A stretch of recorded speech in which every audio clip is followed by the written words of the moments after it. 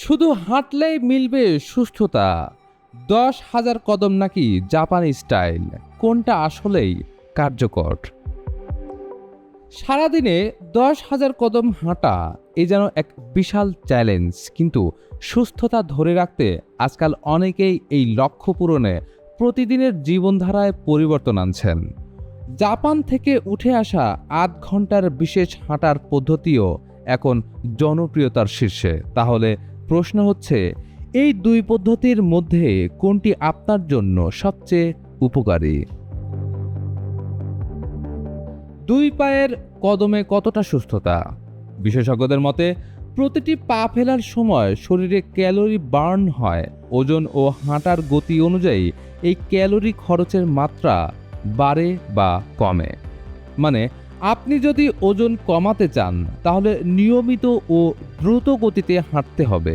এমনকি আপনি ধীর গতিতেও যদি প্রতিদিন 10,000 কদম হাঁটেন, তবুও তা আপনার শরীরের জন্য অনেক উপকার বয়ে আনবে। ঢাকার স্কয়ার হাসপাতালের মেডিসিন বিশেষজ্ঞ ডাক্তার তাসনোভা মাহিন বলছেন, দিনে মাত্র 7,500 কদম হাঁটলেই দীর্ঘমেয়াদী রোগের ঝুঁকি কমে। এমনকি বিষণ্ণতা দূর করতেও সাহায্য করে দিনে অন্তত 5,000 কদম হাঁটা। জাপানি 30 মিনিট হাঁটার গোপন রহস্য চলুন জেনে আসি। জাপানি পদ্ধতিতে হাঁটার নাম ইন্টারভাল ওয়াকিং ট্রেনিং। মাত্র 30 মিনিটের এই ব্যায়ামে ধীরে ও দ্রুত গতির মধ্যে পালা করে হাঁটতে হবে।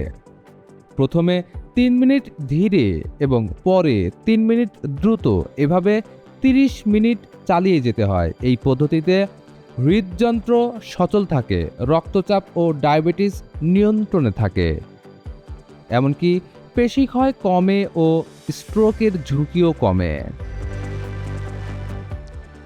এই ব্যায়ামের অন্যতম সুবিধা হলো সময় কম লাগে, নিয়মিত চালিয়ে যাওয়া সহজ এবং জয়েন্টে তেমন চাপ পড়ে না।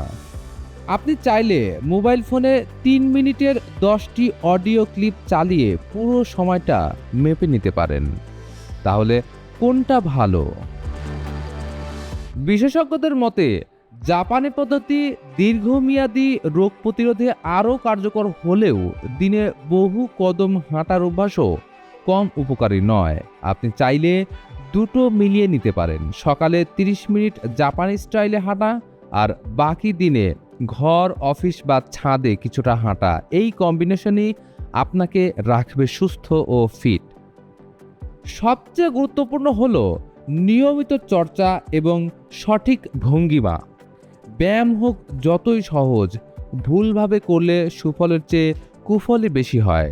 শেষ কথা, হাঁটা শুধু শরীর নয়, মনকেও রাখে চাঙা। তাই নিজের দৈনন্দিন রুটিনে হাঁটার সময় রাখুন নিয়মিত, সচেতন ও সঠিকভাবে। সুস্থ থাকুন, সচল থাকুন, ভালো থাকুন।